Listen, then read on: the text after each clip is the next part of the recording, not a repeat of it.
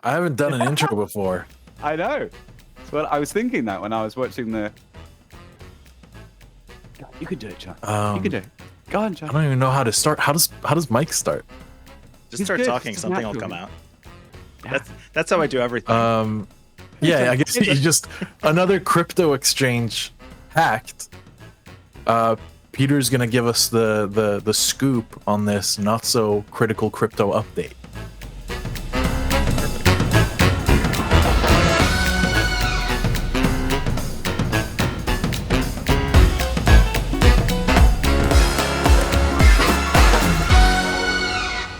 Thanks, John. I hope you all caught how slightly nervous John was there. He was doing an intro. It's very exciting. Yeah. Well done, John. This is a story about BitMart. So it was actually from earlier in December. They got hacked. We talked about this a couple of times on some of our previous segments about how people are losing real money. This is kind of an interesting one because they got hacked back in December. Haven't really heard much about it since then, but there was one story about a guy who lost $53,000 on one exchange. And apparently, according to the BBC and other places, they $150 million in total was lost. So obviously, over to John. What do you think? So regarding the guy that lost $53,000, I have a real issue with how people portrayed the news segment of that, or the part, because it was Iranian immigrant loses this much money. Mm-hmm. It doesn't matter if he's Iranian. It doesn't matter if he's Spanish. It matters that he lost his money in this hack. And I thought that the way they think it's okay to jump and say, this guy is an Iranian immigrant, let's use that in the title. That, I just want to point that out. I think it's bullshit. That's disgusting reporting. And we should not identify people based on if they're immigrants or if they're Iranian or whatever. Or Iranian. I just want to throw that in there. I wonder what the like. How did the writer think that was relevant? Did they think they were saying like hacking story evil Iranians, or did they say like something was lost and stolen from a poor immigrant? Like, it's such a weird angle. Like, it's such a weird angle. And you saw even Peter, like, he didn't even think about it because that's how it was portrayed. It was like Iranian, and everyone is reporting about this Iranian immigrant who lost his money. This is it's just another human, it's just another person. Yeah. We always we kind of get thrown into the way the news say it. If I was in Peter's shoes, I would have said the same exact thing. But as Peter was saying it, I realized, I was like, holy shit, that's not right. This is another man. This is another human. Okay. Anyway, so about guy loses 53 grand. Yeah, nice. About BitMart. And no, wait, hang on. Not even guy. Person. Sorry. Human. Human. Yeah. Anyway, so John, what do you think about this? 150 million. So yeah, smackers. The crazy thing is, like, we're in this stage in crypto where, in the whole industry, where because this isn't news, right? Every other week or once a month, another exchange, another crypto app, another something in the crypto industry gets hacked. Millions of funds get lost. And when the number is big enough, they report on it. But we're talking about, every day people are losing their money in crypto because of inadequate business side security practice or personal security practice. Hey, wait. Come on. You can't say this isn't news. I mean, if a bank got robbed for 150 million, if anything worth $150 million was stolen from someone, that would be news. That's a good point. I think that's what I was going to say. Maybe I'm desensitized too, because like one of the things we talk about with information is like we give our information away willingly because we don't value it that much, as evidenced by the fact that contentious point there, Mike. But I'm only claiming that this is what I say. I'm not without any argument at all. Sure, the official sneaking it in with that as well. Jesus, what's going on here, guys? Come on. The official view of the show is that it just doesn't matter. Is what I'm saying. Oh, I didn't realize. No, but the argument that I make is that we don't look at it like money. But if money was on the line, we would be much more discerning. And I think that's 100%. What Peter's saying here is, why aren't crypto miners more discerning? Well, not miners, but right. Oh, right. Traders. These are just are just holders. Yeah. Right. Got it. Traders.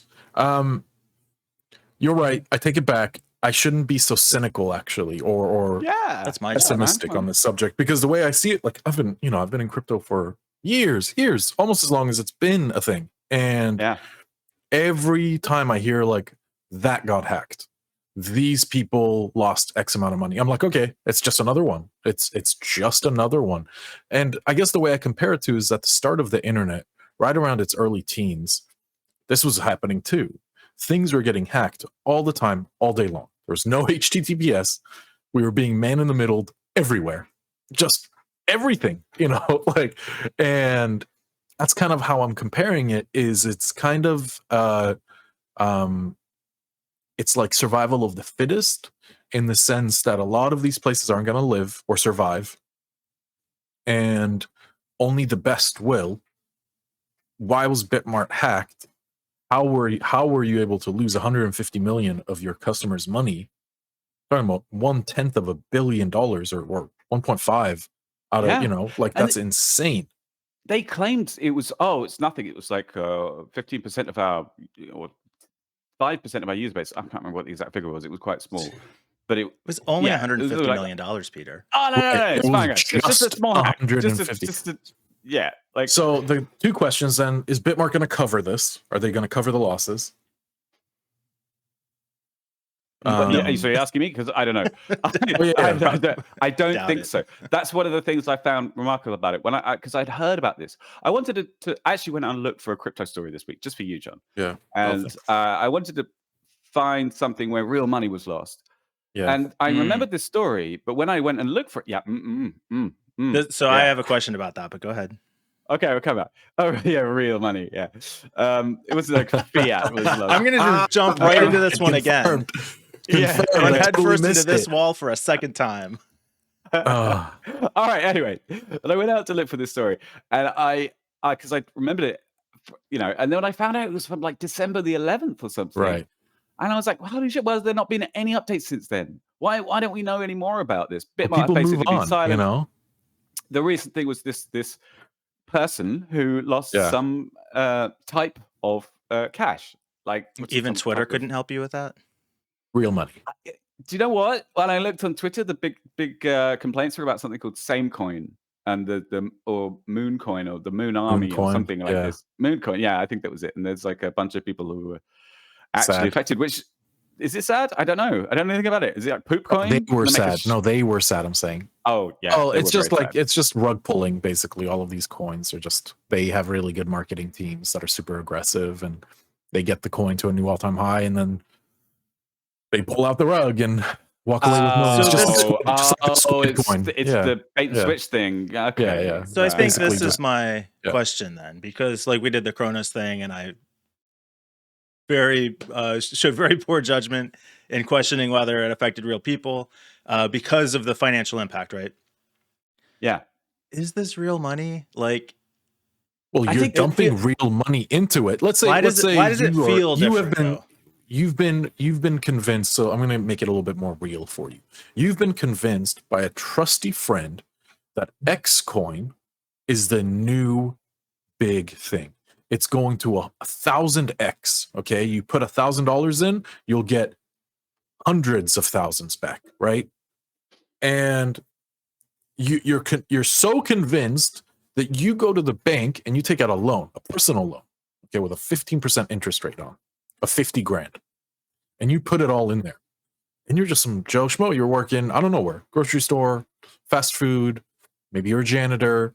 You're not making the best money, right? But you have complete trust in your own research, only to be completely turned around, lose everything, and be in the hole for tens of thousands of dollars. So this is where I think the issue is. Kronos story, people aren't getting their paychecks. They work, they're not getting paid.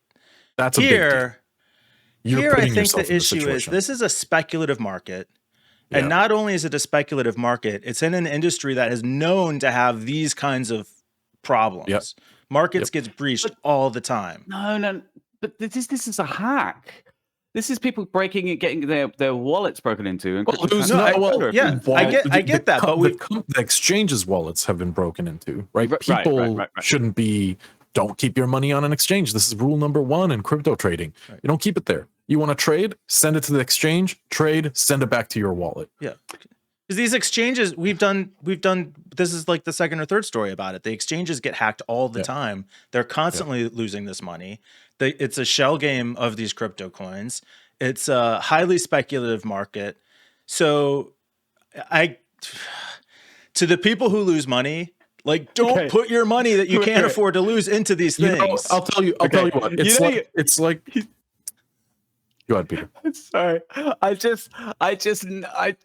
sort of hope that Mike is queuing himself up for a lot more angry comments from people who've lost like real money. You just like, what are you doing, you fucking idiots, man? No. I'm not trying to blame the victims. I'm saying if you can't afford to lose this money, do not do this. And if you're in a speculative market like this, then that's it's easy to say that in hindsight to these people. You know, like this. No, I'm saying it to everybody now as a blanket statement. Do not invest money that you can't afford to lose. And anyone who clicked this link based on BitMart and losing money, you heard it here. In hindsight, don't put money in that you weren't supposed to lose. You don't think these people do it again? I think it would be more. People do this all the time.